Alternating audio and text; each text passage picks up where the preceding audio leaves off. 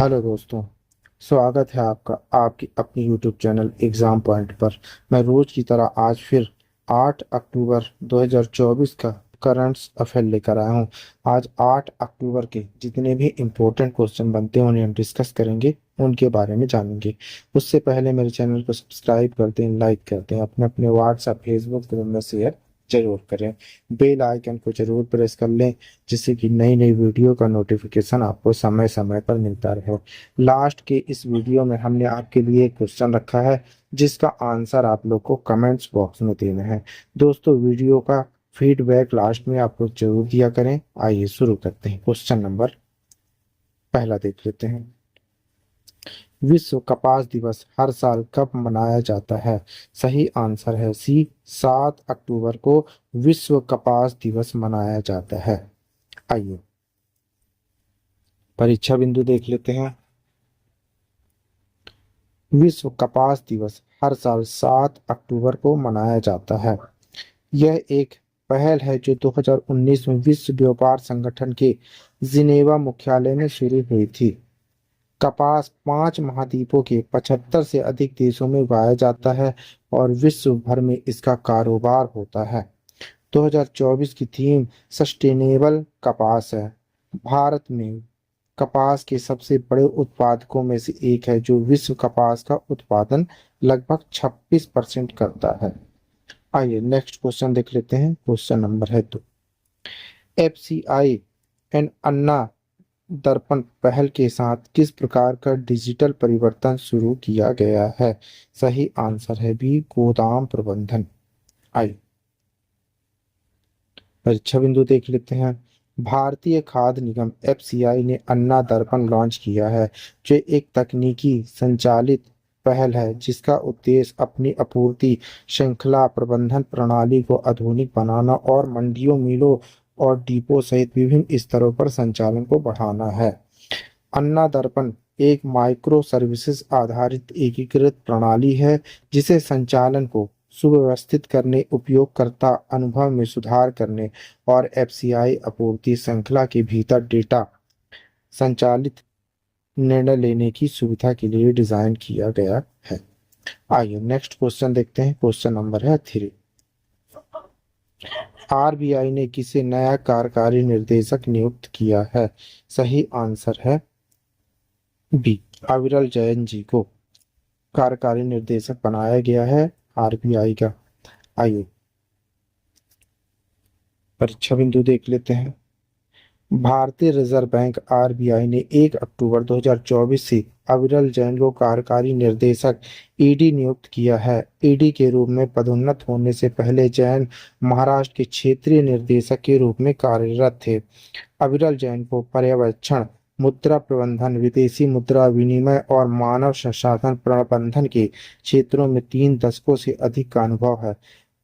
आरबन कुमार चौधरी को आरबीआई ने नया कार्यकारी निर्देशक नियुक्त कर दिया है। आइए क्वेश्चन नंबर है 4। सुजाता चतुर्वेदी को किस संगठन का नया महानिर्देशक नियुक्त किया गया है?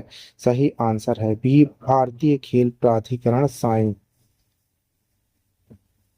आइए परीक्षा बिंदु देख लेते हैं।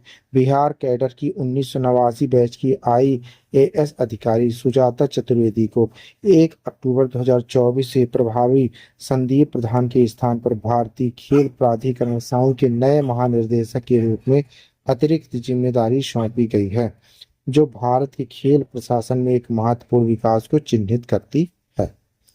आइए क्वेश्चन नंबर 5 देख लेते हैं। विश्व अंतरिक्ष सप्ताह कब आयोजित किया जाएगा? सही आंसर है बी, 4 से 10 अक्टूबर को। आइए परीक्षा बिंदु देख लेते हैं। विश्व अंतरिक्ष सप्ताह समारोह 4 से 10 अक्टूबर 2024 तक मनाया जाएगा। हर साल यह समारोह संयुक्त राष्ट्र महासभा द्वारा तय की गई थीम पर आधारित होता है। विश्व अंतरिक्ष सप्ताह 2024 का विषय है अंतरिक्ष और जलवायु परिवर्तन।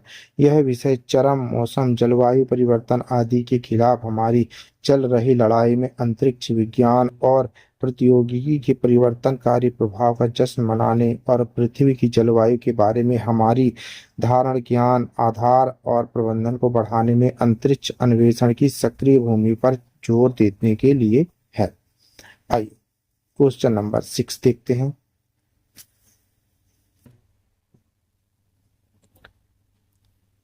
राष्ट्रपति ने किस विषय पर वैश्विक शिखर सम्मेलन में भाग लिया है?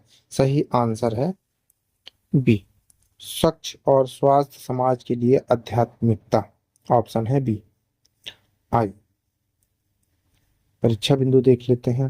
राष्ट्रपति श्रीमती द्रौपदी मुर्मू ने आज 4 अक्टूबर 2024 राजस्थान के माउंट आबू में प्रजापिता ब्रह्म कुमारी ईश्वरीय विश्वविद्यालय द्वारा आयोजित स्वच्छ और स्वास्थ्य समाज के लिए आध्यात्मिकता पर एक वैश्विक शिखर सम्मेलन में भाग लिया। माउंट आबू में स्वच्छ और स्वास्थ्य समाज के लिए आध्यात्मिकता पर वैश्विक शिखर सम्मेलन के दौरान राष्ट्रपति द्रौपदी मुर्मू ने इस बात पर प्रकाश डाला कि आध्यात्मिकता में आंतरिक शक्ति को पहचानना और विचारों और कार्यों में शुद्धता को बढ़ावा देना शामिल है। आइए क्वेश्चन नंबर 7 देखते हैं। प्रधानमंत्री नरेंद्र मोदी ने बंजारा विरासत संग्रहालय का उद्घाटन किस राज्य में किया है? सही आंसर है डी, महाराष्ट्र। अच्छा, महाराष्ट्र के सीएम कौन है? एकनाथ शिंदे जी, याद रखिएगा। आइए परीक्षा बिंदु देख लेते हैं। 5 अक्टूबर 2024 को प्रधानमंत्री नरेंद्र मोदी ने महाराष्ट्र के वाशिम के पोहर देवी में बंजारा विरासत संग्रहालय का उद्घाटन किया। संग्रहालय जो 4 मंजिलों तक फैला है और इसमें 13 दीर्घाएं हैं, बंजारा समुदाय की समृद्ध विरासत को प्रदर्शित करता है, जिसमें इसके नेताओं और ऐतिहासिक आंदोलनों के चित्र शामिल हैं। अपनी यात्रा के दौरान पीएम मोदी ने बंजारा समुदाय के दोनों प्रतिष्ठित आध्यात्मिक नेताओं संत सेवालाल महाराज और संत राम राव महाराज के स्मारकों पर पुष्पांजलि अर्पित की है। आइए नेक्स्ट क्वेश्चन देख लेते हैं। क्वेश्चन नंबर है 8। भारत इलेक्ट्रॉनिक्स और इजराइल एरोस्पेस इंडस्ट्रीज के बीच कौन सी नई कंपनी बनाई गई है? सही आंसर है बी, संयुक्त उद्यम कंपनी। आइए परीक्षा बिंदु देख लेते हैं। भारत इलेक्ट्रॉनिक्स लिमिटेड बीईएल और इजराइल की अग्रणी एरोस्पेस और रक्षा company Israel aerospace industries IAI ने एक संयुक्त उद्यम कंपनी जेवीसी की स्थापना की घोषणा की है, जिसे बीईएल आई एरो सिस्टम प्राइवेट लिमिटेड के नाम से शामिल किया गया है। यह संयुक्त उद्यम कंपनी भारत के रक्षा बलों की माध्यम दूरी की सतह से हवा में मार करने वाली मिसाइल एमआरएसए प्रणालियों को दीर्घकालिक उत्पादन समर्थन प्रदान करने के लिए एकल संपर्क बिंदु एसपीओ होगी। आइए आगे बढ़ते हैं। क्वेश्चन नंबर 9 देख लेते हैं। 7 अक्टूबर 2024 को परीक्षण की गई स्वदेशी वायु रक्षा प्रणाली का नाम क्या है? सही आंसर है सी, वसुरादास। आइए परीक्षा बिंदु देख लेते हैं। 7 अक्टूबर 2024 को भारत के राजस्थान के पोखरण फायरिंग रेंज में स्वदेशी रूप से विकसित बहुत कम दूरी की वायु रक्षा प्रणाली वसुरादास मिसाइलों के 3 उड़ान परीक्षण सफलतापूर्वक किए गए। रक्षा अनुसंधान और विकास संगठन डीआरडीओ द्वारा आयोजित ये परीक्षण दुश्मन के विमानों और ड्रोन सहित हवाई खतरों का मुकाबला करने की भारत की क्षमता को बढ़ाने के उद्देश्य से विकास परीक्षणों का हिस्सा थे। रक्षा मंत्री राजनाथ सिंह ने भारतीय सशस्त्र बलों वसुरादास प्रणाली द्वारा प्रदान की जाने वाली तकनीकी बढ़त पर प्रकाश डालते हुए सफलता की सराहना की। इस उन्नत चौथी पीढ़ी की हथियार प्रणाली से भारत की कम दूरी की वायु रक्षा में आधुनिकीकरण की लंबे समय से चली आ रही आवश्यकता को संबोधित करते हुए पुरानी रूसी इग्ला मिसाइलों की जगह लेने की उम्मीद है। आइए क्वेश्चन नंबर 10 देख लेते हैं। विशंभर प्रसाद श्रेष्ठ के सेवानिवृत्त होने के बाद नेपाल के मुख्य न्यायाधीश के रूप में किसे नियुक्त किया गया है? सही आंसर है ए प्रकाश मान सिंह राउत जी को। आई परीक्षा बिंदु देख लेते हैं। मुख्य न्यायाधीश राउत को शीतल निवास राष्ट्रपति कार्यालय में एक विशेष समारोह के दौरान पद और गोपनीयता की शपथ दिलाई गई। शपथ ग्रहण समारोह में उच्च पदस्थ अधिकारी शामिल हुए, जिनमें उपराष्ट्रपति राम सहाय प्रसाद यादव, प्रधानमंत्री केपी शर्मा ओली, अध्यक्ष देवराज घिमिरे और राष्ट्रीय सभा अध्यक्ष नारायण प्रसाद दहाला शामिल थे। प्रकाश मान सिंह राउत को 16 सितंबर 2024 को संवैधानिक परिषद द्वारा मुख्य न्यायाधीश पद के लिए सिफारिश की गई थी। आइए क्वेश्चन नंबर 11 देख लेते हैं। विजाग ओपन में किसने जीत हासिल की, जिससे 11 साल के अंतराल के बाद उनका दूसरा पीजीटीआई खिताब हासिल हुआ है? सही आंसर है सी अंगद चीमा जी को।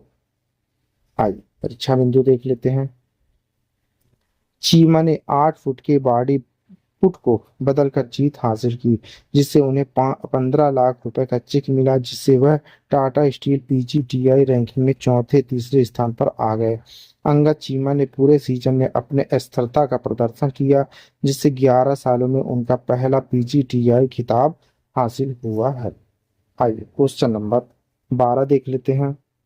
किशोर कुमार सम्मान से राजकुमार हिरानी को किस राज्य सरकार सम्मानित कर रही है? सही आंसर है डी मध्य प्रदेश। अच्छा, मध्य प्रदेश के सीएम कौन है? मोहन यादव जी, याद रखिएगा। आइए परीक्षा बिंदु देखते हैं। पुरस्कार समारोह 13 अक्टूबर 2024 को खंडवा में आयोजित होने वाला है, जो कि महान गायक किशोर कुमार के गृह नगर है, जो उनकी 37वीं पुण्यतिथि के साथ मेल खाता है। भोपाल का सांस्कृतिक विभाग हिरानी को यह पुरस्कार प्रदान करेगा, जिन्हें मुन्ना भाई, एमबीबीएस, थ्री इडियट्स और पीके जैसी फिल्मों के लिए जाना जाता है। उनकी नवीनतम फिल्म डंकी, जिसमें शाहरुख खान, तपासी पन्नू और विकी कौशिक 2023 में रिलीज हुई थी। आइए आगे बढ़ते हैं। क्वेश्चन नंबर 13 देख लेते हैं। एशियाई युवा तीरंदाजी चैंपियनशिप में वैष्णवी पवार ने कौन सा पदक जीता है? सही आंसर है बी रजत पदक। आइए परीक्षा बिंदु देख लेते हैं। प्रतिभाशाली तीरंदाज वैशाली पवार ने रजत पदक हासिल करने में महत्वपूर्ण भूमिका निभाई। पूरे प्रतियोगिता में प्रभावशाली प्रदर्शन और शांति चिंता दिखाई। वैष्णवी टूर्नामेंट के हर राउंड में भारतीय टीम की पहली शूटर थी, जिसमें प्रांजल थोलिया और जन्नत भी शामिल थी। भारतीय टीम सेमीफाइनल में शूट ऑफ के दौरान मजबूत दक्षिण कोरियाई टीम को हराने में सफल रही, जो एक महत्वपूर्ण उपलब्धि थी। आइए क्वेश्चन नंबर 14 देख लेते हैं। विश्व चैंपियनशिप में दिव्यांशी ने अपना दूसरा व्यक्तिगत स्वर्ण पदक किस स्पर्धा में जीता है? सही आंसर है बी महिलाओं की 25 मीटर एयर स्टैंडर्ड पिस्टल में। आई परीक्षा बिंदु देख लेते हैं। उन्होंने 600 में से 564 अंक हासिल किए। अपनी टीम की साथी परीक्षा गुप्ता से आगे निकल गईं, जिन्होंने 559 अंक बनाए, और मानवी जैन, जिन्होंने 557 अंक बनाए, जिसके परिणाम स्वरूप भारतीयों ने क्लीन स्वीप किया। प्रतियोगिता में पहली बार ऐसा हुआ। शिखा चौधरी के 554 अंक ने उन्हें चौथा स्थान दिलाया, जो ने एस्टोनिया की मार्जा किर्स से ठीक आगे रखा था। आइए क्वेश्चन नंबर 15 देख लेते हैं। ये लास्ट क्वेश्चन है। फाइनल में जेडन ओंग को हराकर पंकज आडवाणी ने कौन सा खिताब जीता है? सही आंसर है बी सिंगापुर ओपन स्पूनर खिताब। आइए परीक्षा बिंदु देख लेते हैं। फाइनल में पहुंचने के लिए आडवाणी ने क्वार्टर फाइनल में थाईलैंड के पूर्व आईबीएसएफ विश्व स्पूनर चैंपियनशिप डेचावत पूमजांग के खिलाफ रोमांचक मुकाबला खेला, जिसे उन्होंने 4-3 से जीता। फाइनल में आडवाणी ने शुरुआती फ्रेम में कॉलर्स को साफ करके 2.0 की बढ़त बना ली। आडवाणी के शानदार प्रदर्शन के बावजूद ओंग एक फ्रेम वापस लेने में कामयाब रहे, जिससे स्कोर 2-1 हो गया। आइए आगे बढ़ते हैं। आपके लिए क्वेश्चन है, इसी क्वेश्चन का आंसर आप लोग को कमेंट बॉक्स में देना है। आइए, मलयालम अभिनेता मोहन राज उर्फ करी कदन जोस का निधन किस उम्र में हो गया है? 45 वर्ष में, 50 वर्ष में, 54 वर्ष में या 70 वर्ष की आयु में? फ्रेंड, आप लोग को इस क्वेश्चन का आंसर कमेंट्स बॉक्स में देना। आंसर आप लोग कमेंट बॉक्स में जरूर दीजिएगा। आइए आगे बढ़ते हैं। आप पढ़ रहे हैं 8 अक्टूबर 2024 का करंट अफेयर पढ़ रहे हैं। दोस्त, आप किसी भी एग्जाम की तैयारी कर रहे हैं तो ये वीडियो आपके लिए मुफ्त में रहने वाला है।